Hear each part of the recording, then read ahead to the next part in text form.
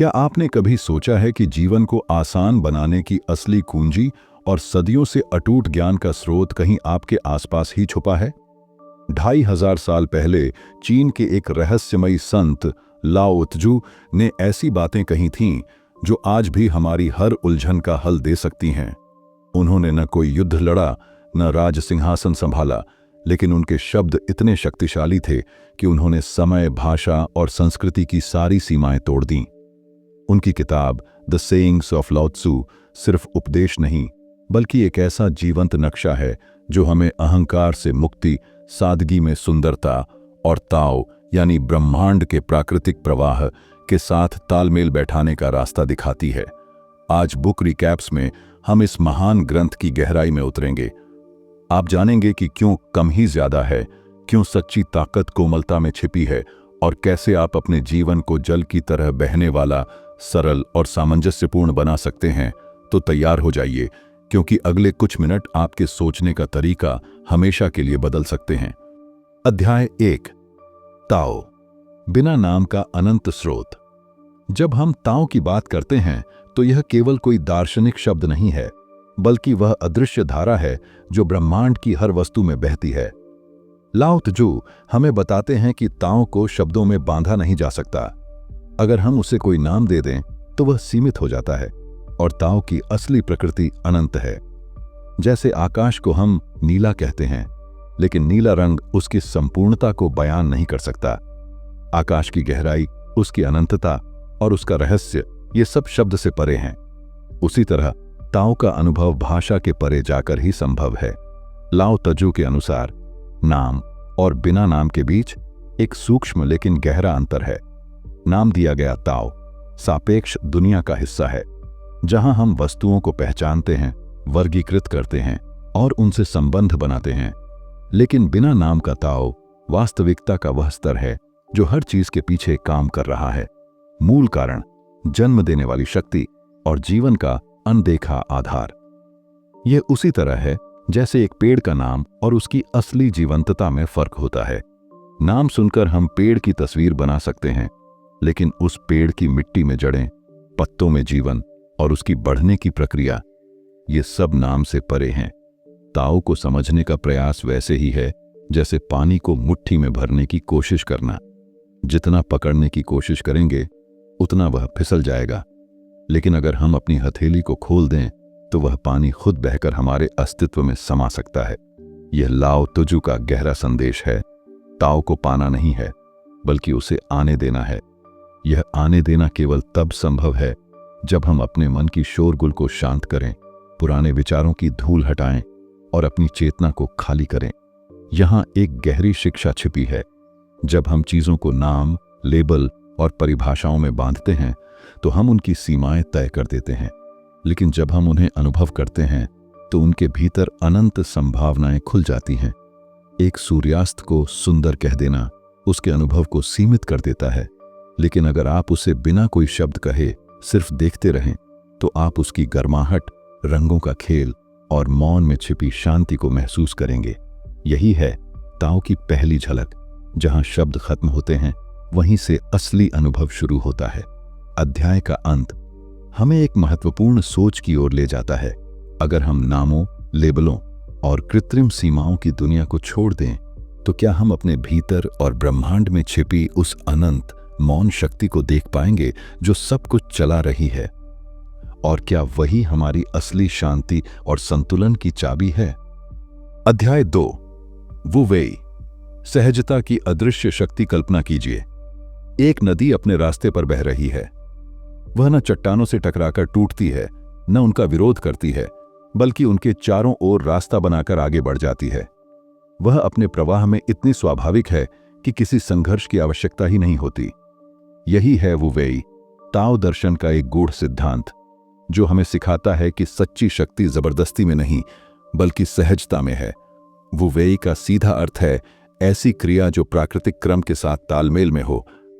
यह आलस्य या निष्क्रियता नहीं है, बल्कि ऐसा कार्य है जो सहज, संतुलित और बिना किसी आंतरिक संघर्ष के होता है।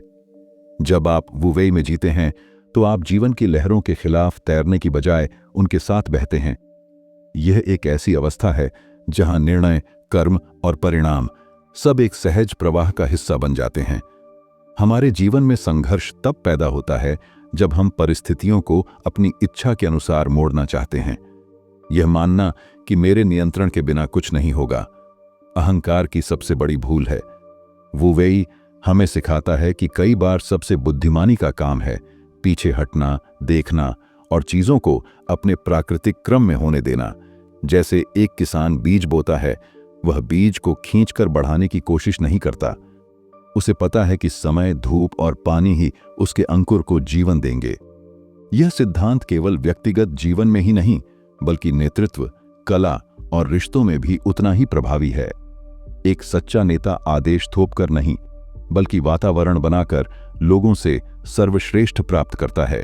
एक कलाकार प्रेरणा को मजबूर नहीं करता, बल्कि अपने मन को इतना शांत रखता है कि रचनात्मकता स्वयं उसमें प्रवाहित हो सके।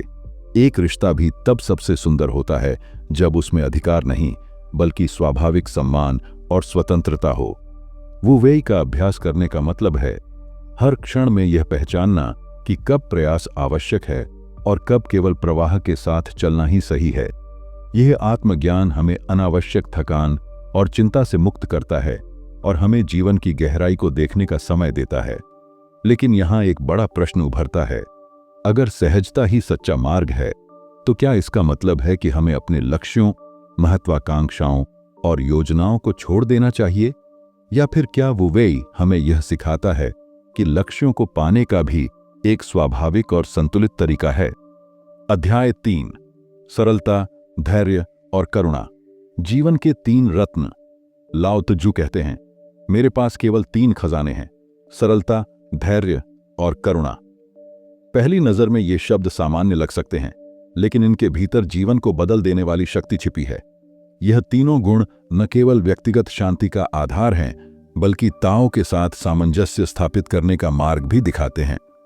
सरलता का अर्थ है अपने जीवन से अनावश्यक जटिलताओं को हटाना। जब हमारे विचार, इच्छाएं और आदतें अत्यधिक उलझी हुई होती हैं, तो हमारा मन बेचैन हो जाता है। सरलता हमें सिखाती है कि अनावश्यक वस्तुओं, अनावश्यक अपेक्षाओं और अनावश्यक शब्दों को छोड़ देना ही असली संपत्ति है। जैसे साफ पानी में तल तक देखा जा सकता है, वैसे ही सरल मन में जीवन का सच्चा स्वरूप झलकता है। धैर्य वह शक्ति है जो समय के साथ जीवन के रहस्यों को उजागर करती है।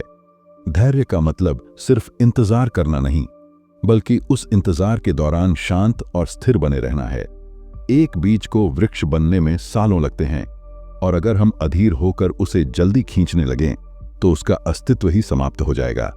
धैर्य हमें यह भरोसा देता है कि हर चीज अपने सही समय पर प्रकट होगी। करुणा इन तीनों में सबसे कोमल और सबसे शक्तिशाली गुण है। करुणा का अर्थ है दूसरों के दुख और सुख को अपने दिल में महसूस करना।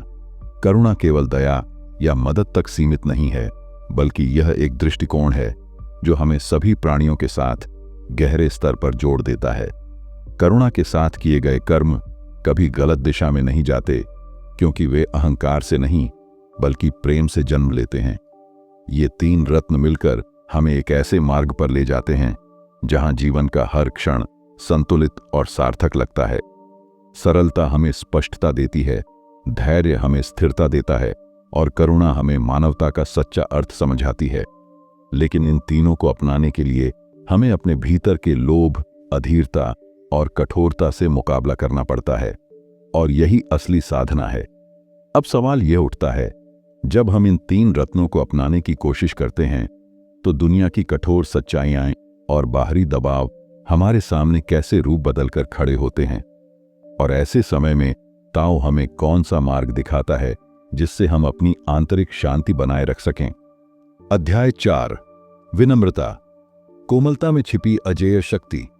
लाओ त्जू के दर्शन में विनम्रता कोई कमजोर गुण नहीं, बल्कि एक अदृश्य ढाल है जो हमें जीवन की सबसे बड़ी चुनौतियों से पार ले जाती है। वे कहते हैं, जो कोमल है वही कठोर को जीतता है, जो झुकता है वही टिकता है। पहली नजर में यह विरोधाभास लगता है, लेकिन यही ताओ की गहरी समझ है।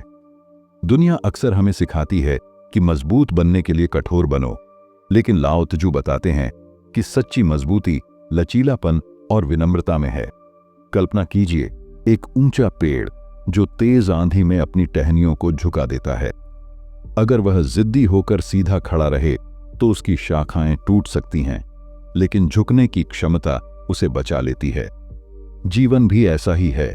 जब हम परिस्थितियों के सामने थोड़े झुकते हैं तो हम टूटते नहीं, बल्कि और मजबूत होकर खड़े होते हैं। विनम्रता हमें सिखाती है कि दूसरों से ऊपर उठने के बजाय उनके साथ चलना ज्यादा शक्तिशाली है। जैसे नदी जो हमेशा नीचे की ओर बहती है, लेकिन उसी कारण से वह सबसे बड़ी और सबसे पोषक जलधारा बन जाती है। वह पहाड़ों के बीच से रास्ता बनाती है, खेतों को सींचती है और जीवन देती है, सिर्फ इसलिए क्योंकि उसने ऊंचाई पाने के लिए संघर्ष नहीं किया। इस गुण का सबसे बड़ा प्रभाव हमारे संबंधों में दिखाई देता है। जब हम अपनी राय, अपना अहंकार और अपनी जीतने की इच्छा थोड़ी देर के लिए किनारे रख देते हैं तो संवाद खुल जाता है। लोग हमारी बात सुनते हैं क्योंकि वे महसूस करते हैं कि हम सुनने के लिए तैयार हैं। यह केवल व्यक्तिगत रिश्तों में नहीं, बल्कि नेतृत्व और समाज में भी उतना ही कारगर है। विनम्रता का मतलब खुद को छोटा समझना नहीं है, बल्कि यह जानना है कि हर व्यक्ति, हर परिस्थिति और हर क्षण से कुछ सीखा जा सकता है। जब हम इस दृष्टिकोण के साथ जीते हैं तो जीवन हमें बार बार आश्चर्यचकित करता है, क्योंकि हम नए अनुभवों के लिए खुले रहते हैं। लेकिन यहां एक दिलचस्प सवाल उठता है, अगर कोमलता और झुकना ही सच्ची शक्ति है तो क्या इसका मतलब है कि हमें हमेशा परिस्थितियों के आगे समर्पण कर देना चाहिए? या ताओ हमें यह सिखाता है कि झुकने और खड़े रहने के बीच सही संतुलन कब और कैसे चुना जाए। अध्याय 5, आत्म अवलोकन, भीतर का दर्पण साफ करना। लाओ तजू हमें बार बार इस ओर ले जाते हैं कि सत्य को बाहर खोजने के बजाय हमें भीतर झांकना चाहिए। उनका कहना है, जो स्वयं को जानता है वही सच्चा ज्ञानी है। बाहर की दुनिया में अनगिनत दृश्य, घटनाएं और प्रलोभन हमें खींचते रहते हैं, लेकिन जब तक हम अपने भीतर की हलचल को नहीं समझते तब तक हम जीवन की असली दिशा नहीं पा सकते। आत्मावलोकन इसी समझ की पहली सीढ़ी है। आत्मावलोकन का अर्थ है अपने विचारों, भावनाओं और प्रतिक्रियाओं को बिना किसी निर्णय के देखना। यह किसी दोष खोजने की प्रक्रिया नहीं, बल्कि एक शांत पर्यवेक्षक बनने का अभ्यास है। जैसे एक साफ झील में आसपास के पेड़ और आसमान का प्रतिबिंब स्पष्ट दिखता है, वैसे ही एक शांत मन में हमारी असली प्रकृति और इरादे साफ दिखाई देने लगते हैं। हमारा मन एक दर्पण की तरह है, लेकिन अक्सर उस पर इच्छाओं, भय और भ्रम की धूल जम जाती है। जब हम लगातार दौड़ते रहते हैं, बिना रुके सोचते रहते हैं, तो यह धूल मोटी होती जाती है और फिर हमें न अपने भीतर की रोशनी दिखती है, न बाहरी दुनिया का सही स्वरूप। लाओ तजू का संदेश स्पष्ट है, रुको, सांस लो और अपने भीतर का दर्पण साफ करो। आत्म अवलोकन हमें यह भी सिखाता है कि हमारी प्रतिक्रियाएं, आदतें और निर्णय कैसे बनते हैं। उदाहरण के लिए, अगर आप किसी कठिन परिस्थिति में तुरंत क्रोधित हो जाते हैं तो उसका कारण केवल वह परिस्थिति नहीं है, बल्कि वह पैटर्न है जो वर्षों से आपके भीतर जमा है। जब हम इसे पहचानते हैं तो धीरे धीरे उस पैटर्न से मुक्त होना संभव हो जाता है। यह साधना हमें एक और अद्भुत उपहार देती है, स्वयं के प्रति करुणा। जब हम अपने भीतर की गलतियों और कमजोरियों को स्पष्ट रूप से देखते हैं तो दूसरों के लिए भी हमारा दृष्टिकोण कोमल हो जाता है। हम समझते हैं कि जैसे हम संघर्ष कर रहे हैं, वैसे ही हर व्यक्ति अपनी लड़ाई लड़ रहा है। लेकिन यहाँ एक अहम सवाल उठता है, अगर भीतर देखने की यह साधना हमें इतना स्पष्ट और शांत बना सकती है, तो क्या केवल आत्म अवलोकन ही पर्याप्त है, या फिर जीवन में पूर्ण संतुलन पाने के लिए हमें किसी और गहरे अभ्यास की ओर भी बढ़ना चाहिए। अध्याय 6, वापसी का मार्ग, मूल स्रोत की ओर लौटना। लाओ तजू हमें सिखाते हैं कि जीवन की सबसे बड़ी बुद्धि आगे भागने में नहीं, बल्कि अपने मूल की ओर लौटने में है। वे कहते हैं, वापसी ही ताओ का आंदोलन है। इसका अर्थ है कि हर चीज अपने चक्र को पूरा करके उसी स्रोत में विलीन हो जाती है जहां से वह आई थी। यह कोई भौतिक यात्रा मात्र नहीं, बल्कि एक आंतरिक आध्यात्मिक प्रक्रिया है। अपने भीतर के उस बिंदु तक पहुंचना जहां से हमारी चेतना, हमारी ऊर्जा और हमारा अस्तित्व जन्म लेते हैं। प्रकृति में यह सिद्धांत हर जगह दिखता है। बारिश का पानी नदियों में बहता है, नदियां समुद्र में मिलती हैं और समुद्र से उठी भाप फिर बादलों के रूप में लौटकर धरती पर गिरती है। पेड़ अपने बीज से उगते हैं, फूलते फलते हैं और फिर अपने बीजों को धरती में छोड़कर उसी चक्र को दोहराते हैं। लाओ त्जू के अनुसार मनुष्य का जीवन भी इसी पैटर्न का हिस्सा है। हम बाहर की दुनिया में अनुभव और ज्ञान जुटाते हैं, लेकिन अंततः हमें भीतर लौटकर अपनी मूल अवस्था में आना ही पड़ता है। यह वापसी केवल शारीरिक अंत का प्रतीक नहीं है, बल्कि मानसिक और भावनात्मक स्तर पर भी यह एक जरूरी कदम है। जब हम जीवन की उलझनों में उलझकर थक जाते हैं, तब हमें एक क्षण रुककर खुद से पूछना चाहिए, मैं कहां से आया हूं और मेरा असली स्वरूप क्या है? यह प्रश्न हमें भीतर की यात्रा पर ले जाता है, जहां हमें स्थिरता, मौन और स्पष्टता मिलती है।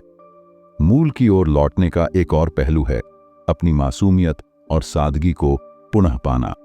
बचपन में हम बिना किसी दिखावे, डर या जटिलता के जीते हैं, लेकिन जैसे जैसे हम बड़े होते हैं, परत दर परत अनुभव, अपेक्षाएं और मुखौटे हमारे ऊपर चढ़ते जाते हैं। वापसी का अर्थ है इन परतों को उतारकर फिर से उस निर्मल अवस्था में पहुंचना जहां हम केवल होते हैं, बिना किसी बनावट के। लाओ त्जू का यह संदेश आधुनिक जीवन के लिए अत्यंत प्रासंगिक है। हम अक्सर सोचते हैं कि विकास का मतलब है आगे बढ़ते रहना और पीछे देखना समय की बर्बादी है, लेकिन वे हमें याद दिलाते हैं कि कभी कभी सही दिशा पाने के लिए हमें रुकना और पीछे मुड़ना आवश्यक है। ये कोई हार नहीं, बल्कि गहरी समझ का प्रतीक है। अब सवाल यह उठता है, जब हम मूल की ओर लौटने की यात्रा शुरू करते हैं, तो क्या इसका मतलब है कि हमें दुनिया से पूरी तरह दूर हो जाना चाहिए? या फिर क्या ताओ हमें सिखाता है कि स्रोत से जुड़ते हुए भी हम जीवन के बीचों बीच पूरी सजगता और प्रेम के साथ रह सकते हैं? अध्याय 7, ज्ञान बनाम बुद्धि, छोड़ने की कला लाओ। त्जू हमें बताते हैं कि केवल अधिक ज्ञान जुटाना ही जीवन की पूर्णता नहीं है। वे कहते हैं, हर दिन कुछ नया सीखना ज्ञान है, लेकिन हर दिन कुछ छोड़ना बुद्धि है। यह वाक्य हमें सोचने पर मजबूर करता है कि क्या हम वास्तव में सीख रहे हैं या केवल अपने भीतर अनावश्यक जानकारी और बोझ जमा कर रहे हैं। ज्ञान बाहरी दुनिया से आता है, किताबों, अनुभवों और दूसरों की बातों से। यह हमें जानकारी देता है, तर्क करने की क्षमता देता है, लेकिन यह हमेशा स्थायी स्पष्टता नहीं लाता। बुद्धि भीतर से आती है जब हम सीखी हुई बातों को परखते हैं, उनमें से अनावश्यक को हटाते हैं और केवल उस सार को रखते हैं जो हमारे जीवन को संतुलित और सार्थक बनाता है। कल्पना कीजिए एक बगीचे की, जिसमें पौधों के साथ साथ बहुत सारे खरपतवार भी उग आए हों। ज्ञान हमें यह बताता है कि कौन सा पौधा कौन है, लेकिन बुद्धि हमें यह सिखाती है कि कौन से पौधे को रखना है और कौन से खरपतवार को हटाना है, ताकि असली पौधा स्वस्थ रह सके। इसी तरह जीवन में बुद्धि का मतलब है जो हमारे विकास में बाधा डालता है, उसे छोड़ना। हमारे आधुनिक समय में जानकारी हर तरफ से बरस रही है। हम एक ही दिन में उतना सुन, देख और पढ़ लेते हैं जितना हमारे पूर्वजों ने शायद महीनों में भी नहीं किया होगा। यह जानकारी कभी कभी हमारे मन को स्पष्ट करने के बजाय उसे और अधिक उलझा देती है। लाओ त्जू का संदेश है, जानकारी को फिल्टर करो और केवल वही रखो जो तुम्हें भीतर से शांत, हल्का और स्पष्ट बनाता है। बुद्धि का एक और पहलू है अहंकार को छोड़ना। जब हम अधिक ज्ञान प्राप्त करते हैं, तो यह खतरा रहता है कि हम खुद को दूसरों से ज्यादा समझने लगें, लेकिन बुद्धि हमें विनम्र बनाती है। यह सिखाती है कि जितना हम जानते हैं, उससे कहीं अधिक अज्ञात है। यह समझ हमें सीखने के लिए खुला रखती है और दूसरों के अनुभव का सम्मान करना सिखाती है। अंततः बुद्धि हमें सादगी की ओर ले जाती है, विचारों, भावनाओं और कार्यों में। यह हमें दिखाती है कि सच्ची स्वतंत्रता तब आती है जब हम अनावश्यक चीजों से मुक्त हो जाते हैं। लेकिन यहां एक महत्वपूर्ण प्रश्न उठता है, अगर छोड़ना ही बुद्धि है, तो हम कैसे तय करें कि जीवन में किन चीजों को थामे रखना है और किन्हें जाने देना है, ताकि हमारा मार्ग ताओ के साथ पूर्ण सामंजस्य में बना रहे। अध्याय 8 जल जैसा जीवन। ताओ के साथ अंतिम एकत्व लाओ तांजू अपनी शिक्षाओं के अंतिम पड़ाव पर हमें एक अद्भुत और सरल फिर भी अत्यंत गहरी उपमा देते हैं। सर्वोच्च भलाई जल के समान है। यह मात्र एक काव्यात्मक पंक्ति नहीं है, बल्कि ताओ की संपूर्ण साधना का सार है। जल, जो दिखने में कोमल है, वास्तव में सबसे शक्तिशाली तत्वों में से एक है। यह चट्टानों को घिस सकता है, पर्वतों के बीच रास्ता बना सकता है और जीवन के हर रूप को पोषण दे सकता है, बिना किसी अहंकार या प्रतिदान की अपेक्षा के। जल हमें सिखाता है विनम्रता। यह हमेशा नीचे की ओर बहता है, जहां कोई जाना नहीं चाहता। इसी तरह सच्चा ज्ञानी व्यक्ति भी उस स्थान पर जाने से नहीं हिचकता जहां कोई और जाने को तैयार नहीं है। जहां सेवा, धैर्य और सहानुभूति की आवश्यकता है, वह वहां जाता है क्योंकि उसका स्वभाव ही देना है, न कि पाना। जल हमें सिखाता है अनुकूलन। चाहे वह एक नदी में बहे, समुद्र में फैले या एक छोटे से बर्तन में ठहर जाए, जल हर परिस्थिति के साथ ढल जाता है। यह हमें याद दिलाता है कि जीवन में कठोरता हमें तोड़ देती है, लेकिन लचीलापन हमें हर तूफान से पार करा देता है। जो व्यक्ति जल की तरह ढलना सीख लेता है, वह किसी भी स्थिति में अपनी शांति और संतुलन बनाए रख सकता है। जल हमें सिखाता है निःस्वार्थता। यह सबको जीवन देता है, पौधों, जीव जंतुओं, मनुष्यों को, बिना यह देखे कि कौन उसका आभारी है और कौन नहीं। इसी तरह ताओ के मार्ग पर चलने वाला व्यक्ति भी अपने कर्म इसलिए करता है क्योंकि वही उसका स्वभाव है, न कि किसी प्रशंसा या पुरस्कार की उम्मीद में। लाओ त्जू यह भी बताते हैं कि जल का कोमल स्वभाव ही उसकी सबसे बड़ी शक्ति है। एक तेज प्रहार चट्टान को तोड़ सकता है, लेकिन लंबे समय तक बहता हुआ जल चुपचाप उसे घिसकर गायब कर देता है। यह हमें सिखाता है कि जीवन में कोमलता और धैर्य अक्सर उन चीजों को बदल देते हैं जिन्हें बल और कठोरता कभी नहीं बदल सकते। अंत में जल का सबसे बड़ा रहस्य है, यह अपने स्रोत से कभी अलग नहीं होता। चाहे वह कितनी भी दूर बहे, अंततः वह समुद्र में लौट आता है। यही ताओ की अंतिम शिक्षा है। चाहे हम जीवन में कितनी भी यात्राएं करें, अनुभव और संघर्ष झेलें, अंततः हमें अपने मूल, अपनी सच्ची प्रकृति और उस सार्वभौमिक स्रोत में लौटना है जो हम सबको जोड़ता है। इस बिंदु पर लाओ त्जू का संदेश स्पष्ट हो जाता है। जीवन को जीतने की नहीं, समझने की कला सीखो। जल की तरह बहो, अनुकूल बनो, निःस्वार्थ रहो और अंततः अपने भीतर के उस महासागर में लौट आओ जो ताओ है। और अब इस यात्रा के अंत में एक प्रश्न हमारे सामने खड़ा है। क्या हम सच में जल की तरह जीने के लिए तैयार हैं, या हम अब भी अपनी कठोरता, अहंकार और नियंत्रण की चाह से चिपके रहना चाहते हैं? तो दोस्तों, यही था द सेइंग्स ऑफ लाओ त्सू का सार। एक ऐसी यात्रा जिसमें हमने सीखा कि सच्चा बल कोमलता में है, सच्ची जीत छोड़ देने में है और सच्ची आजादी ताओ के साथ बहने में है। अगर इन विचारों ने आपके मन में एक भी नया सवाल या सोच जगाई है, तो याद रखिए, यही असली शुरुआत है। इस ज्ञान को सिर्फ सुनकर छोड़ मत दीजिए, इसे अपने जीवन में उतार कर देखिए। छोटे छोटे बदलावों से शुरुआत करें। कम बोलें, ज्यादा सुनें, कम चाहें, ज्यादा महसूस करें और हर परिस्थिति में जल की तरह ढलना सीखें। अगर आपको यह वीडियो पसंद आया तो बुक रिकैप्स को सब्सक्राइब करें और बेल आइकन दबाएं, ताकि अगली बार जब हम किसी और कालजयी किताब की गहराई में उतरें तो आप सबसे पहले उसका हिस्सा बन सकें। और हाँ, नीचे कमेंट में लिखकर बताइए, लाओ त्जू की कौन सी सीख आपको सबसे ज्यादा छू गई और क्यों। मिलते हैं अगली किताब के साथ। तब तक सादगी में ही अपना सुख ढूंढिए और ताओ के साथ बहते रहिए।